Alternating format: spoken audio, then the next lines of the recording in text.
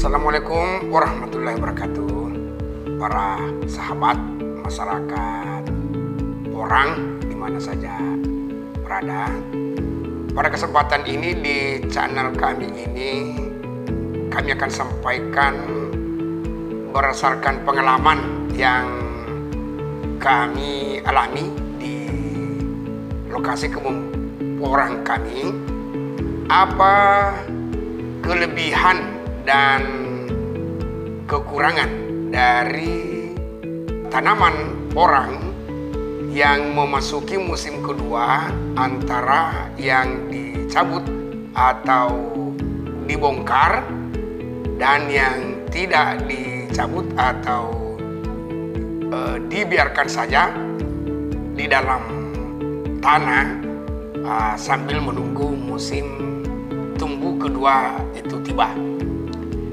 Dari pengalaman di lokasi kami, tanaman yang memasuki musim kedua tanpa dibongkar umbinya itu mengalami pertumbuhan yang lebih cepat.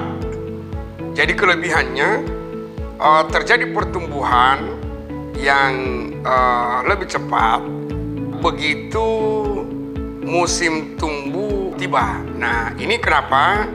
Karena posisi umbi dalam tanah yang stabil, tidak digoyangkan, maka saat musim tumbuh tiba, maka secara otomatis langsung bermunculan.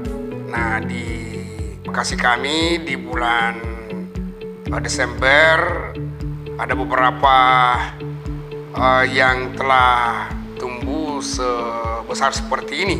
Nah, tetapi kekurangannya seperti yang biasa disampaikan kawan-kawan dari channel lain, bahwa tanaman umbi yang memasuki musim kedua tanpa dicabut atau dibongkar umbinya itu berpotensi mendapatkan serangan jamur batang dalam pertumbuhannya.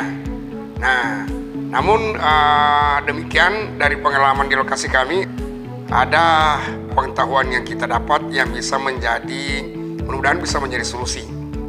Yang kedua, tanaman yang kita bongkar dulu sebelum masuk di musim kedua, kelebihannya adalah karena tentu kita berkesempatan kembali untuk mengolah lahan, mematangkan pupuk dasarnya dan lain-lain.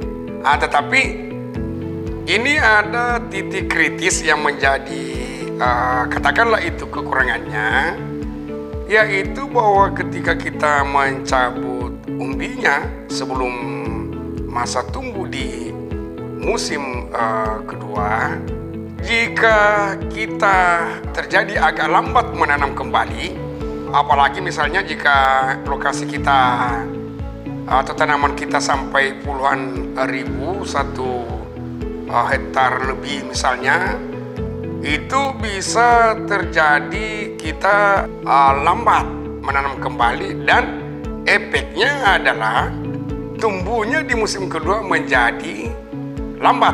Artinya tidak secepat yang memang tidak kita bongkar sama sekali.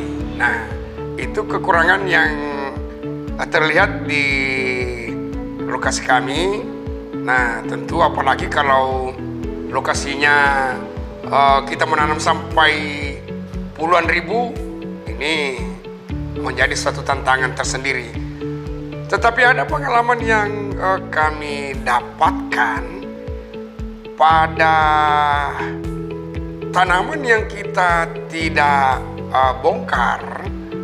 Jika kita menggunakan pupuk kompos yang berbasis arang sekam, ternyata itu cukup stabil. Nah, ini terjadi di kami. Jadi tanaman kami dulu itu pada saat musim pertama pupuk dasar yang kami gunakan ada berbasis aren sekam dengan campuran kohe binatang yang kita sempat turunkan ke lubangnya agak maksimal.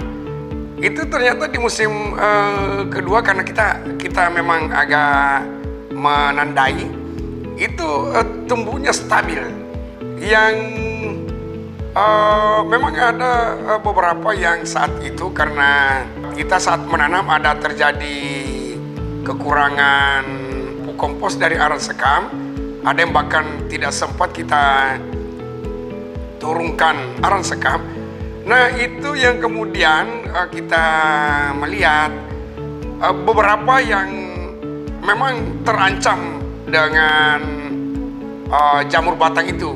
Ada yang memang langsung patah malah, ya ada yang agak kuning. Nah ini mudah-mudahan bisa menjadi sebuah resep untuk bisa mengantisipasi bahwa jika di musim pertama kita memaksimalkan aren sekam sebagai basis pupuk komposnya, ini bisa tanpa kita bongkar memasuki musim kedua bisa pertumbuhannya lebih stabil. Karena itu tadi yang saya katakan bahwa tanaman yang kita tidak bongkar memasuki musim kedua pertumbuhannya lebih cepat. Seperti itu yang sempat kami alami di lokasi kami.